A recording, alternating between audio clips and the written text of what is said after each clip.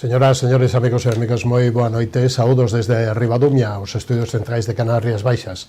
Empezamos unha nova edición de Falemos e analizaremos a situación política e a proposta de futuro da primeira alcaldesa de Ribeira, María Sampedro, que leva un mesiño máis ou menos neste posto da capital do Barbanza. Estará connosco tamén o deputado provincial Javier Tourís e teniente alcalde do Concello de Vilanova para, entre outras cousas, falarnos dos proxectos da Diputación e das competencias ou das áreas nas cal el ten competencias tanto dende o punto de vista da comarca como da provincia que nos afectan un pouco o resto dos concellos da provincia de Pontevedra onde temos nos cobertura.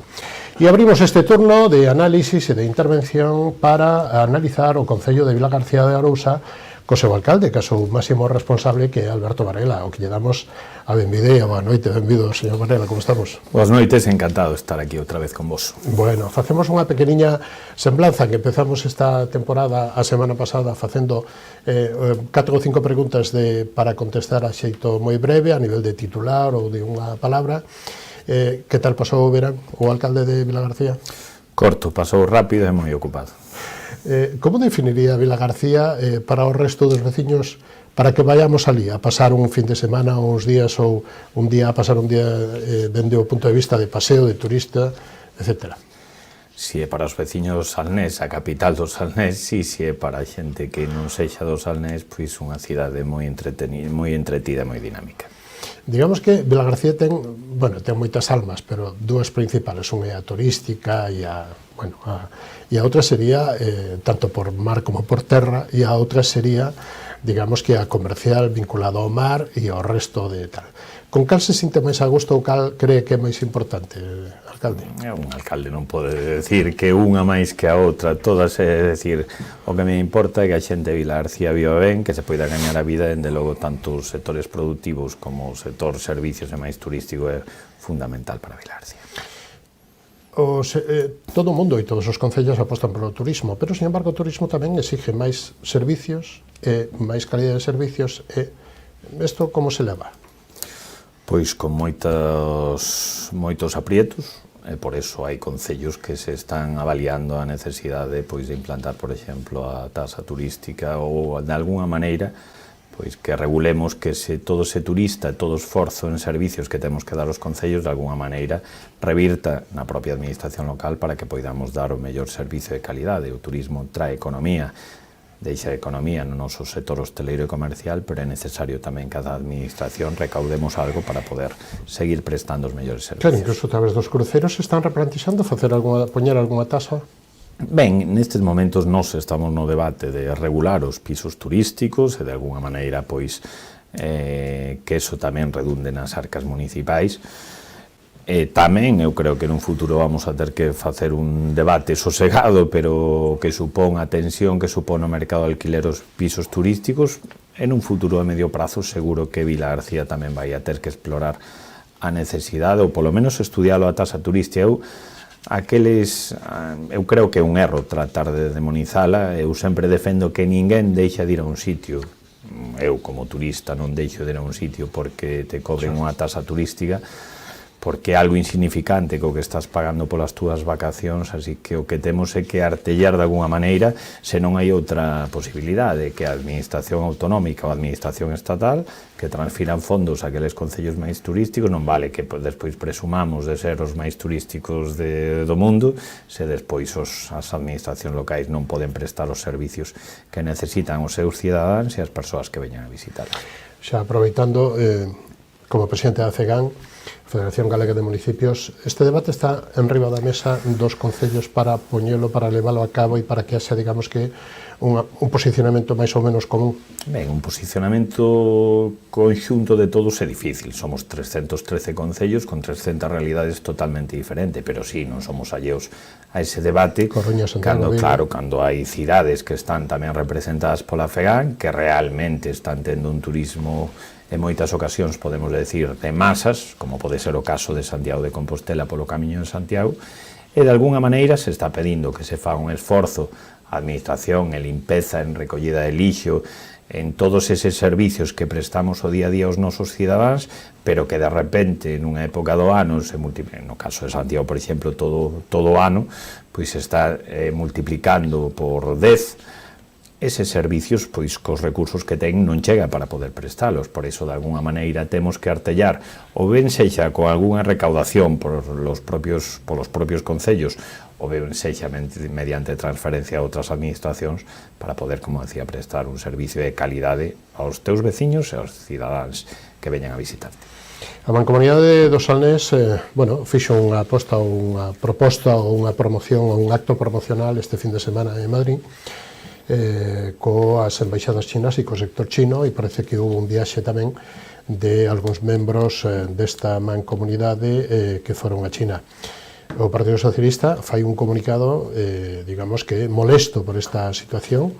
Cal é o minuto resultado desta posicionamento? Ben, eu creo que a mancomunidade debe ser ter todos moi claro que é un órgano voluntario no que estamos os concellos voluntariamente, que ten que representar os intereses de todo o mundo, e que é moi difícil poder opinar de un proxecto, de un resultado dese proxecto, se non o coñeces. A realidade é que o lóxico sería que cando alguén va representando o Salnés e vai a tratar de vender as bondades do Salnés ou o que vaya ali a presentar, e que os máximos representantes dos concellos, e non estamos falando de pouca poboación a que representan os alcaldes socialistas, por falar de algúns, pois coñezan que o que se vai a falar ali, que o que se vai a presentar e cal é a intención dese viaxe ou que vamos a pasar o tempo. Sinceramente, creo que a mancomunidade non pode seguir así ou non debe seguir así, porque senón é un erro. Non manter esa unión que se tivo durante outras, por exemplo, a anterior etapa, na que todos os alcaldes de diferentes cores estábamos cando había algunha visita institucional con unha delegación china, por exemplo, e xa viran no pasado aquí.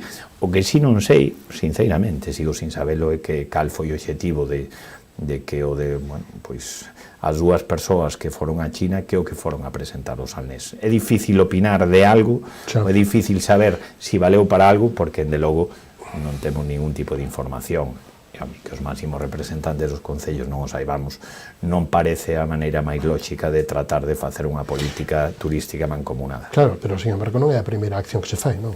Isto a modo de pregunta, non é a primeira acción que se fai de promoción e acercamento con China. Que o saiba se tamén fixo... é un obxectivo a nivel estatal, que agora mesmo está o rei ali, o propio presidente do goberno, o señor Sánchez foi varias veces ali, 2 ou 3 veces, creo dicir que hai moitos intereses en chegar a acordos, non? Por suposto, que Vilagarcía vaya a promocionarse a China, pois pode ser un obxectivo perseguible.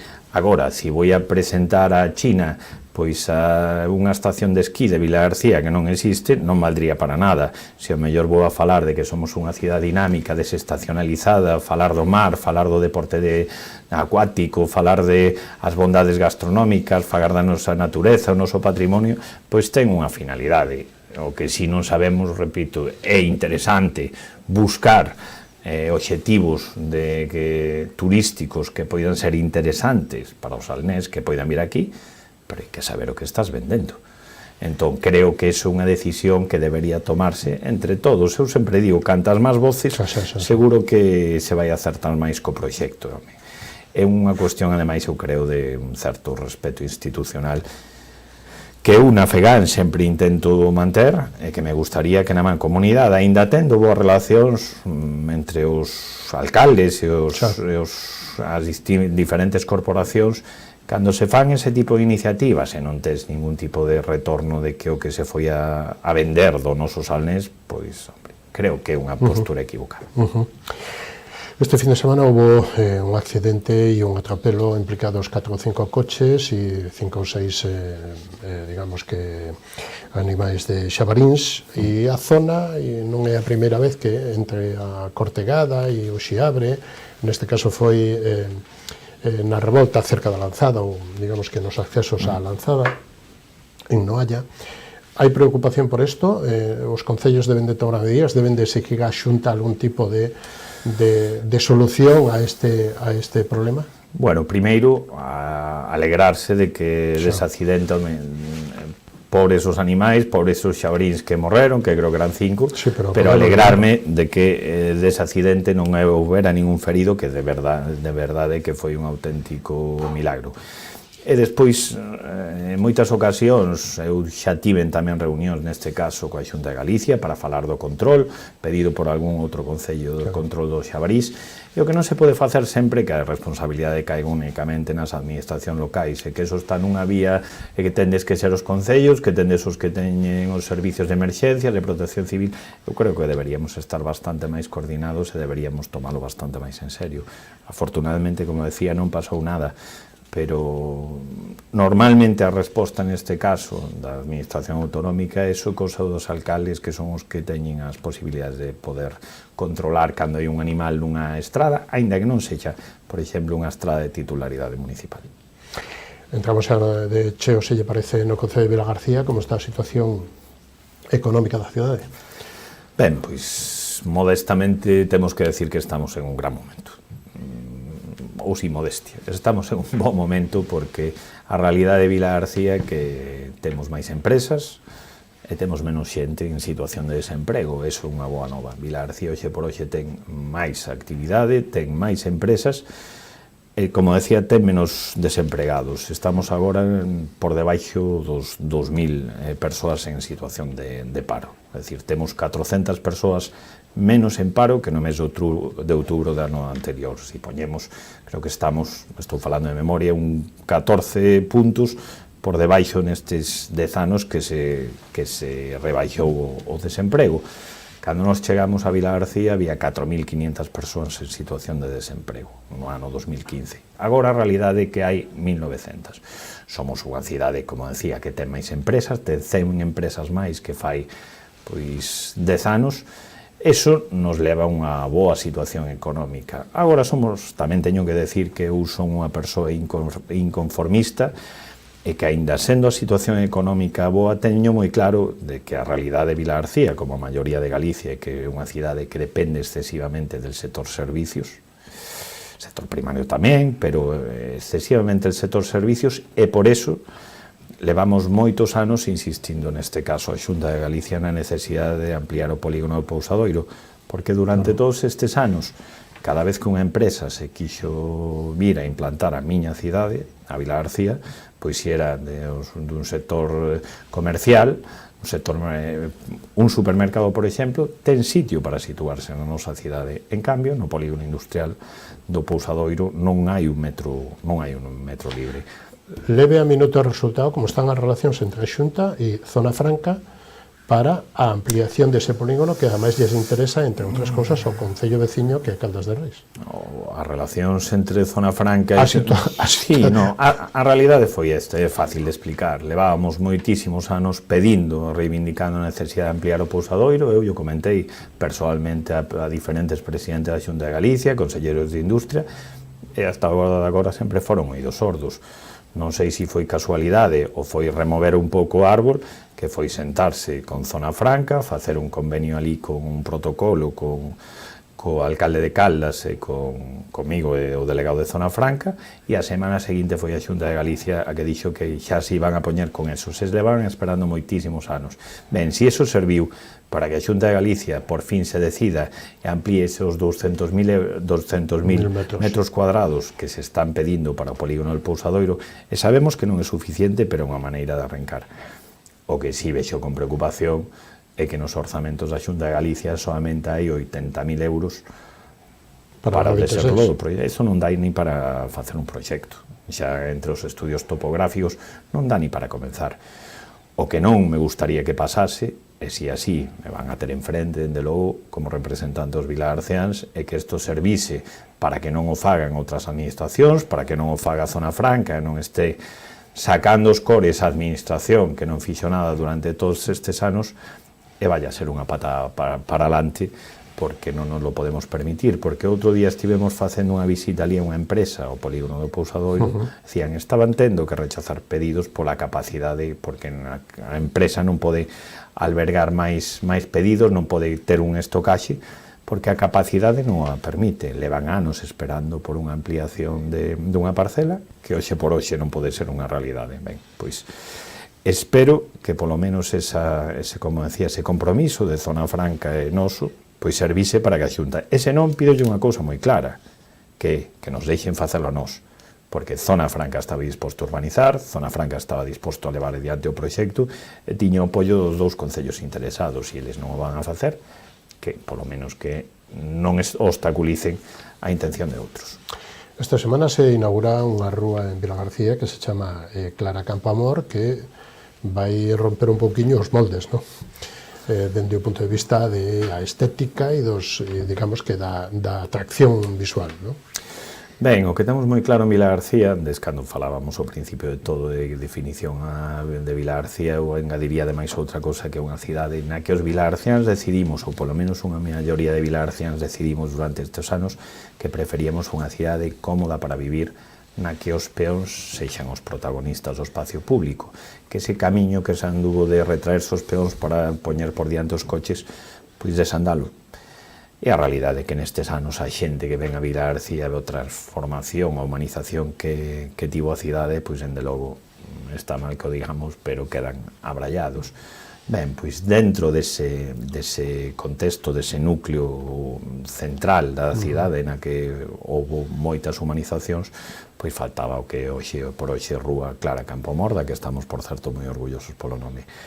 E o que se pediu tamén, é dicir, é unha rúa que ten que ter os peóns de protagonistas, que ten que dar servicio tamén aos comercios, pero que queríamos, ademais, que tivera un protagonismo o verde, que tivera a arboreda, como tamén intentamos que tiveran as outras rúas, e a realidade é que donde antes había coches, donde antes había asfalto, fai 10 anos, por esa zona atravesaban os coches. Pois a realidade agora, calquera que veña a Vilagarcía, vene a nenos xogando, ve a señores, aos maiores, pois charlando cos seus amigos, e dende logo ese é o futuro das cidades, un modelo pensado para as persoas, complementado con outras cousas, con unha batería de aparcamentos disuasorios, con unha vamos a seguir pelexando porque quen ten a competencia no transporte colectivo mellore, como a Xunta de Galicia, con unha liña, ademais, de vai para que hai que mellorar para que a nosa cidade pois poida ser disfrutada dunha maneira tranquila, camiñando en outros medios de locomoción. Ese é o modelo que decidimos os vilagarciáns. Eu creo, dende logo, tamén modestamente, pois que esa rúa Clara Campoamor pois vai a ser unha referencia e todavía vai a facer máis atractiva a nosa cidade. Eso é, por exemplo, tamén a entrada ao ramal dese cambio que vai a ter a transición entre a zona portuaria e a praia, que tamén vai a ser moi importante para Como vai Vilagarcía. esa obra e cal é, digamos, que a data que manexa para que este rematada? Ben, esa obra debería estar acabada o ano que ven. Sabemos que as obras en moitas ocasións teñen complicacións, como foi a rúa Clara Campoamor, cando os técnicos pensan, por exemplo, que unha tubería está perfecta, de repente detectas que non, pois é mellor tardar un pouco máis e cambialos que despois ter que levantar as rúas en outra ocasión. E a obra do ramal debería, ou vai acabar o ano que ven. E, ademais, algo que creo que debemos poñer en valor tamén, que é fruto dun acordo entre dúas administracións, que vai a ser un cambio moi importante en esa, como decía, en esa transición porto e praia, e que ademais non vai a costar €1 aos vilagarciáns, porque esa unha parte do traballo que ao mellor non se ve tanto, pero, dende logo, é un esforzo moi importante que leva feito este goberno municipal, que conseguir fondos europeos en 3 ocasións, e que vai a permitir, por exemplo, por eso, que a obra do ramal non custe a través da consecución de fondos Next Generation, o que nos vai a permitir tamén agora a consecución dos fondos EDIL, pois a humanización de rúas en carril, ou a poder ter un novo baixo de servicios sociales. Eso non van a sair dos orzamentos do Concello. Nun momento no que as administracións locais estamos moi apretadas, e nós temos a intención, ou tivemos a intención todos estes anos, de non subir os impostos dos vilagarciáns, é dicir, foi algo que levamos facendo todos estes anos, algo que eles que estaban por contrato, como era o contrato da auga, o resto non, a subida do IBI foi fruto das decisións do goberno anterior. Entón, bueno, pois a maneira que temos de traballar é buscar fondos europeos, e de 3 veces que nos presentamos, 3 veces conseguimos fondos europeos. Non é sinxelo porque é en concurrencia competitiva, pero se conseguiron, e iso nos está permitindo, pois, dende logo, dar un cambio moi importante a esta cidade. A obra do ramal e, bueno, co que se fixo na Praia de Compostela, máis, digamos que o porto de pasaxeiros, con nova posto en servicio digamos que da recepción de turistas náuticos e tal, vai a cambiar un pouquiño e para ben é moito a fachada, non? Sí, eu tiña moi claro que había algo que deberíamos cumplir a raxatabla. Foi parte, eu lembro a miña primeira campaña electoral na que decíamos que non podíamos cometer os erros que se cometeron anteriormente de pois poñer muros e alonxarnos do mar, que era algunha tendencia que non somente Vila García, sino moitas cidades costeras o tiña. Durante todos estes anos, pois, eu lembremos, fai xa uns cantos anos e parece que non nos lembramos, pero había unha cousa que se chamaba Cira que partía a praia, e iso se demoliu porque este goberno municipal decidiu que xa non tiña ningún tipo de xeto. Houve unha rexeneración da praia este mesmo ano, houve unha reforma do paseo que ainda se vai a completar con esa iluminación que nos van a permitir tamén os fondos europeos.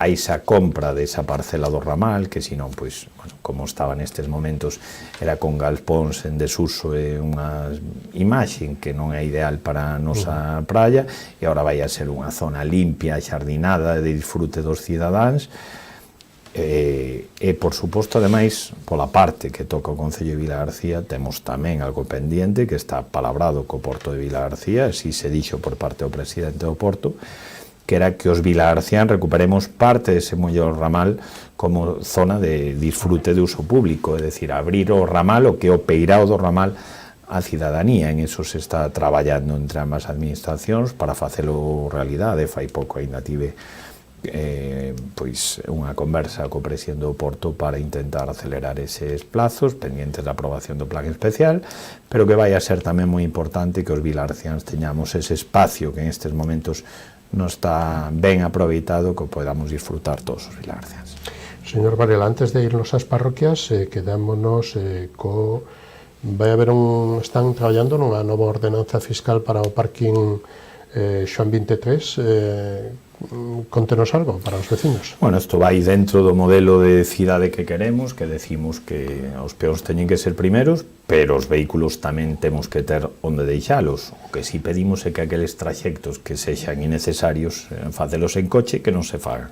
Pero aqueles que si o necesiten, para eso se habilitaron, claro, para eso hai unha rede de aparcamentos disuasorios que ahora están indicados, e se está traballando nunha plataforma, nunha app para que todos poidamos saber aproximadamente o número de prazas que temos disponibles en cada un deses aparcamentos disuasorios, tamén aproveitando fondos europeus, e unha vez que o parking Xoán 23, que é o que está ao lado do Concello, o Concello volve a recuperar esa concesión, pois o que queremos é que teñamos unha ordenanza fiscal que permita que os vilagarciáns teñamos outro espacio onde deixar o coche, é dicir, se está traballando unha bonificación, esta vez ser claro, unha gratuidade, para decir de unha hora, esa liña que se está traballando, unha gratuidade de unha hora para os vilagarciáns, para aqueles que teñan o seu vehículo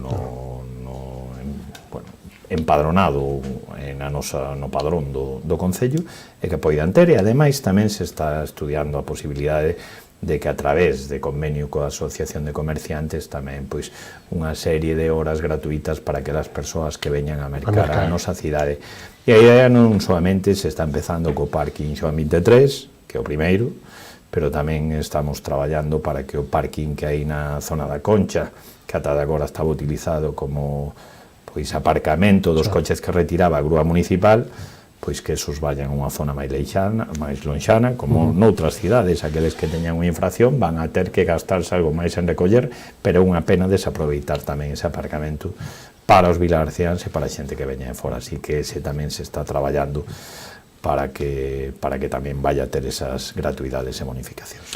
E as outras obras, fora do casco, fora da capital, nas aforas, Fora do casco podemos falar de moitas cousas, podemos falar de deportes e podemos falar de rural, e moitas ocasións durante, seguro en todos este tempo, seguro que falamos en moitas ocasións do que decía a oposición de si se gasta máis no centro rural. A realidade, os números, sempre digo que os números non minten, pois nestes momentos 7 de cada 10 euros que se están gastando por parte do Concello se están gastando no rural. En que?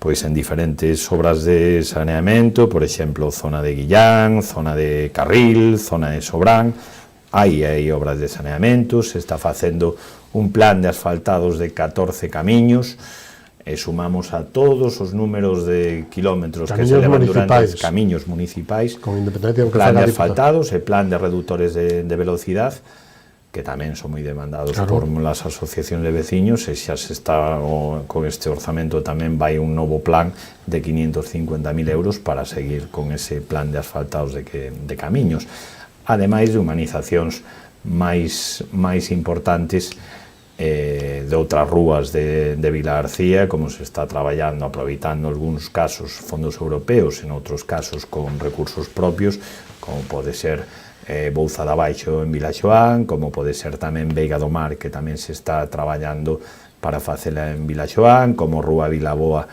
na zona de Sobradelo, como tamén en Carril, pois, Rúa Duana e Cruz, na que tamén, pois, aproveitando os fondos europeos se van a realizar, en uns casos, humanización da rúa, en outras medidas de seguridade para mellorar, anchear as beirarrúas, ou como, por exemplo, na Rúa Vilaboa, un entorno patrimonial, cun lavadoiro no que se vai, como decía, pois, a armonizar todo o entorno.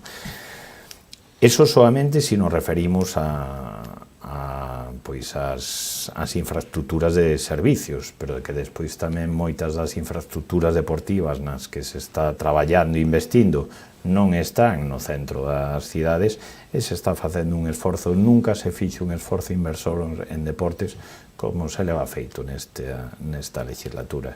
Pero ademais Vila García participa moito, non? Hai moitos colectivos, moitas asociacións deportivas, clubs, etc. non? Outro día, nunha conversa de radio, pois, seguro que non lle vai a, non sei se nos vai a estar escoitando non, pero, decir, un concello como Pontevedra, que ten moita actividade tamén, pero ten 80.000 habitantes, pois estaba falando aproximadamente que tiña uns 70 clubs federados, aproximadamente, quero non equivocarme, non sei se en 72, 73, bueno.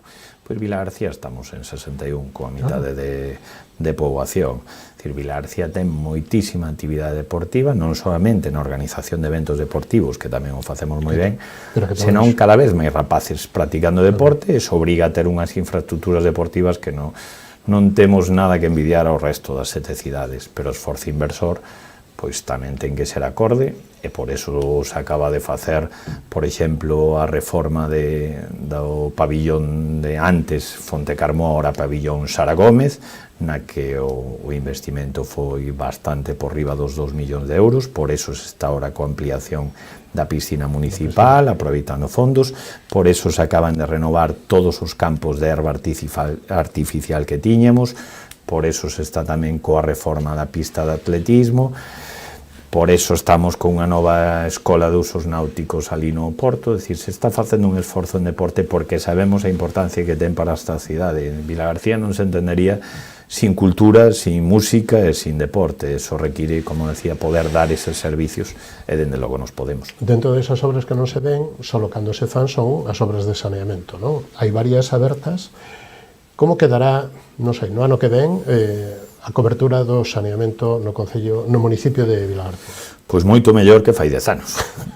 Todos estes anos se le ha feito un esforzo moi importante. Eu tiña un concellero anterior, o Lino Mouriño, en este caso, que continúa José María, me sigue insistindo no mismo, que hai, o decías ti moi ben, hai obras que non se ven, que son moi costosas, además, abrir unhas tripas da cidade, facer un oco é o máis caro, moito máis que o que se ve. Pero hai que ter a máxima de pouco a pouco, hai que renovar todas as tuberías de saneamento da nosa cidade, que ademais todas as novas obras de humanización que se están realizando conlevan, por eso son tan costosas, conlevan a renovación do saneamento. Queda traballo por facer, pero dende logo estamos nunha situación moitísimo mellor, tanto dende o abastecemento de auga como do saneamento e a depuración. E non quero deixar de, tamén con respecto ao saneamento, do esforzo que vai a facer Vila García, que ten, bueno, pois os concellos temos os orzamentos que temos para esa ampliación da depuradora que é moi necesaria para Vilagarcía, pero que se nos está pedindo o Concello de Vilagarcía facer un esforzo de 6 millóns de euros, que non é un investimento menor. É necesario, sí, por suposto, pero eso non o tiveron que facer todos os concellos. Vilagarcía o vai a facer porque consideramos que é necesario. Hai un acordo coa Consellería para abordalo, eles aproveitarán fondos europeos e fondos propios, e nos vamos a ter que facelo cos nosos propios orzamentos. Bueno, pois porque é moi importante o saneamento e porque para nós é moi importante manter unha ría limpia e manter a nosa cidade limpia, por eso estamos facendo, como decía, ese esforzo. Señor Varela, en Vigo empeza a semana, o Nadal empeza esta semana, en Vilagarcía.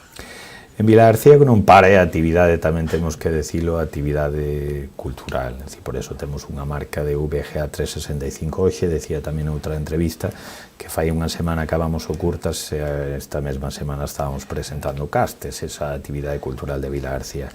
E o Nadal tamén... Que tanto aporta un sector importantísimo na comarca.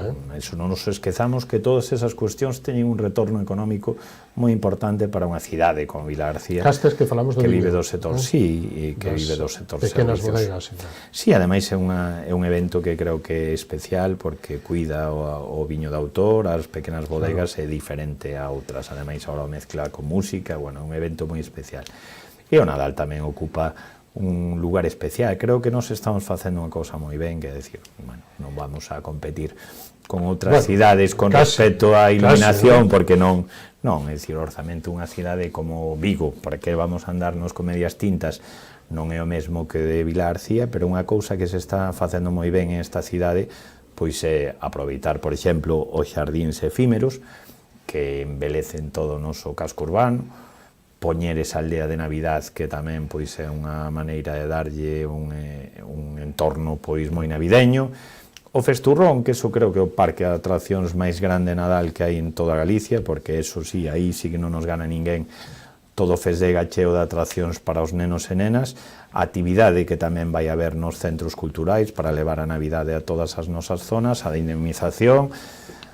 Somos os que primeiro tomamos as uvas de todo o mundo, xa non digo de España, sino de todo o mundo, así que, bueno, en esa competición que parece que temos agora de quen é o concello máis navideño, pois, home, a cola en Vilagarcía non iba a estar, e dende logo é certo que estes anos recibimos moitas felicitacións, porque o traballo que fai todo o persoal, empresas, pero o persoal municipal, é destacar e de alabar. Pois agradecemos moito que haya estado connosco neste día de San Martín, desta noite de San Martiño, e o emplazamos para unha vindeira ocasión que nos veña a contar máis cousas da Navidade, se lle parece. Perfecto, foi un placer contar con vostede. Igualmente.